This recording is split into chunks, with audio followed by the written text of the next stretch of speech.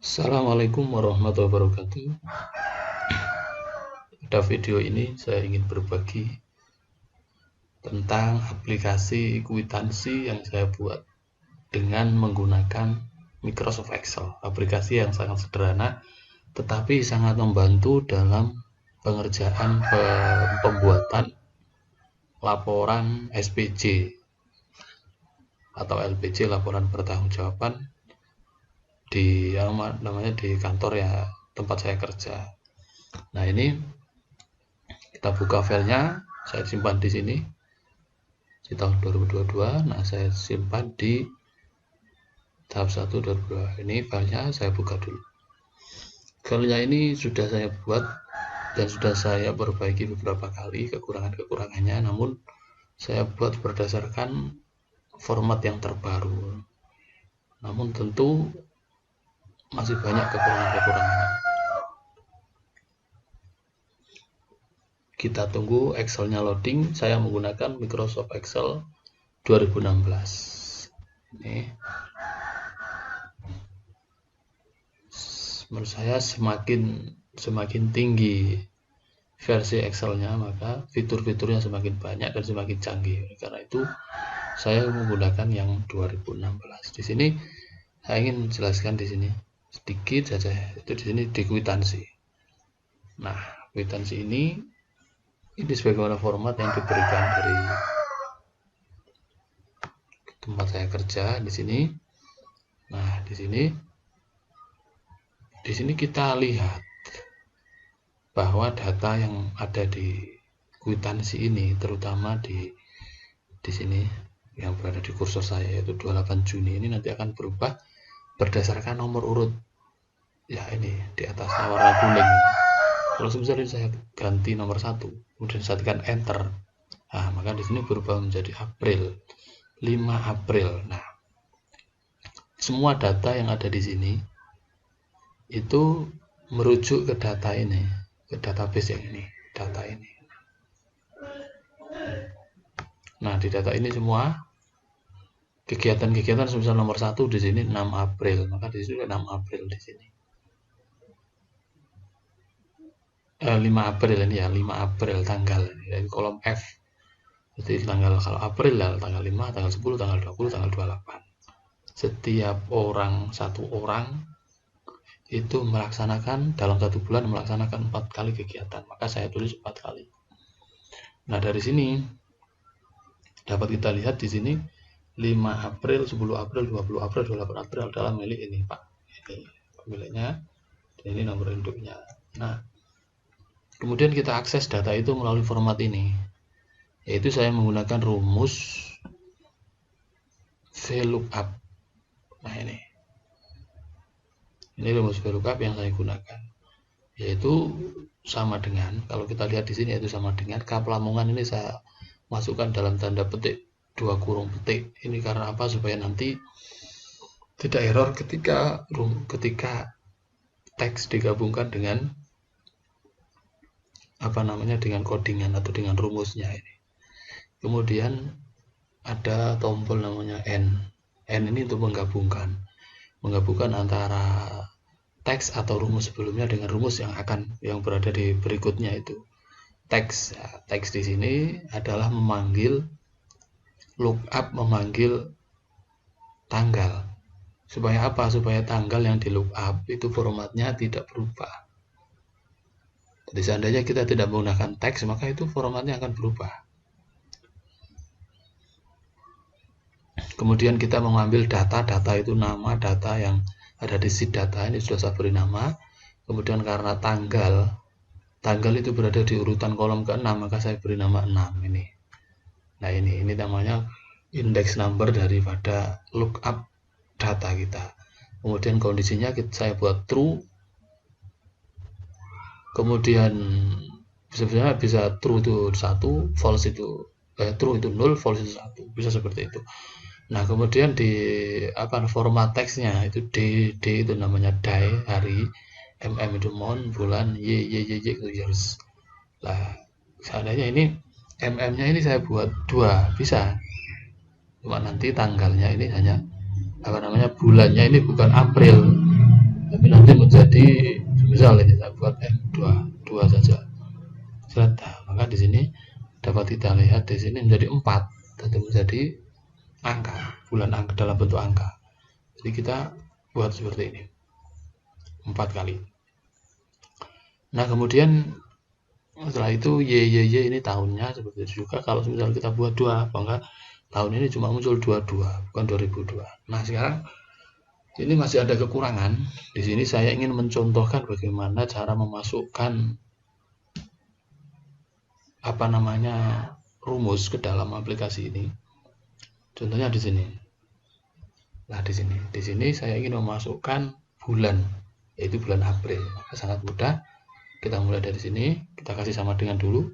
Setelah sama dengan kita kasih tanda petik. Tanda petik kemudian kita buat di sini, kasih spasi 2 kali. Ini untuk menempatkan tanggal nanti. Karena rencananya tanggalnya akan ditulis tangan, maka tidak perlu saya kasih tanggal. Nah, kemudian setelah N, kita kasih rumus teks. Kita akan memanggil melookup data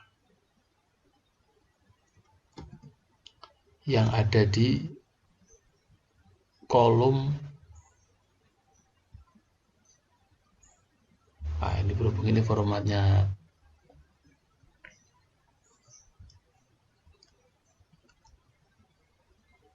ini saya perbaiki dulu.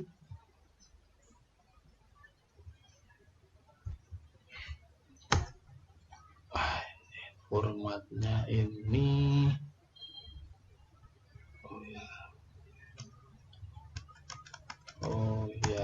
nah ini baru. Nah itu kita kasih lookup. Setelah saya kasih rumus lookup ini tidak perlu kita buat, ini kita hapus saja. Kita lookup berdasarkan number control di sini.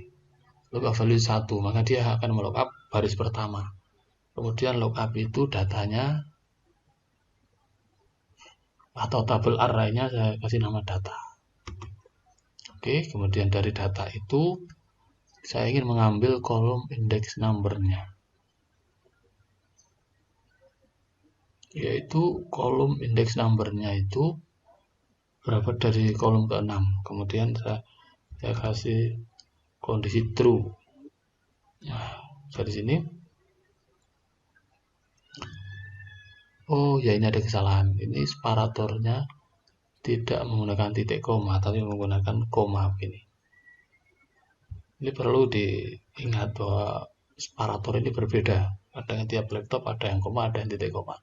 Tapi bisa disetting. Nanti bisa disetting untuk titik koma, misal terbiasa dengan titik koma atau dengan koma saja, bisa disetting di di Excel, pengaturan Excelnya bisa. Nah kemudian setelah itu di sini kita kasih koma. Setelah koma kita kasih format tanggalnya. Karena tadi kita memerlukan bulan saja, maka cukup kita kasih bulan di sini, yaitu DDDD, maka mount 4 kali, kemudian Y-nya 4 kali. Setelah itu kita kasih begini, ini sebagai format tadi. Oke, ini format teks tadi, kita tutup huruf. Oke, kita enter. Nah, seperti ini hasilnya. Udah keluar, yaitu April 2002. Misal tadi kita mau ganti bulan, kita cek di sini. Misal di sini April sampai nomor berapa? Nah, sampai di sini. Oke, April sampai di sini. Kita akan masuk ke Mei sekarang. Mei mulai nomor 53. Maka kwitansi ini saya rubah, kok number kontrolnya saya rubah menjadi 53. Nah, Mei, di sini Mei, tidak mau Mei, padahal yang kita butuhkan adalah Mei. Maka kita ubah format tanggal di komputer yang kita miliki menjadi format tanggal Indonesia. Caranya kita masuk ke control panel, kita ketik saja di pencarian control panel. Oke, setelah kita menemukan control panel, kita masuk ke regional. regionalnya kita ganti menjadi Indonesia.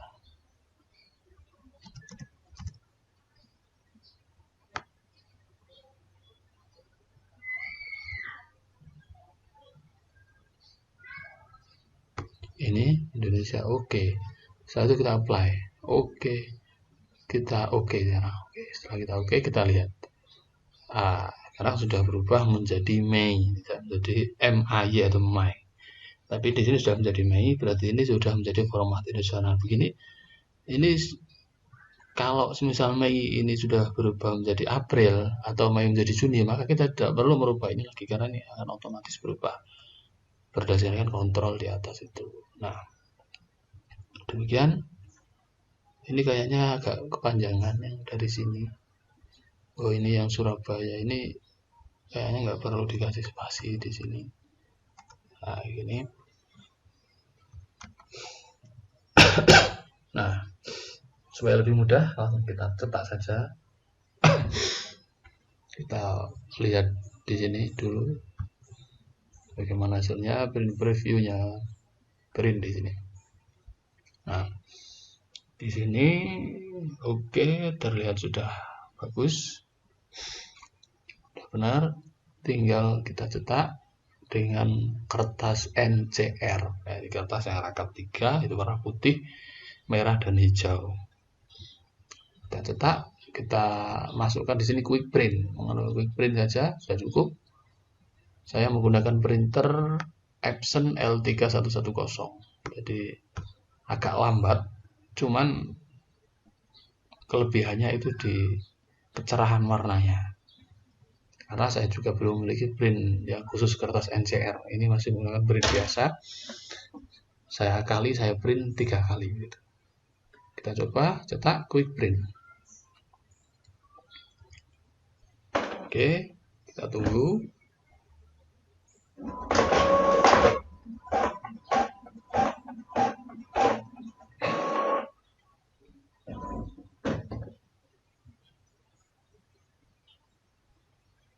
Oke, demikian tutorial pembuatan kwitansi secara otomatis menggunakan Excel.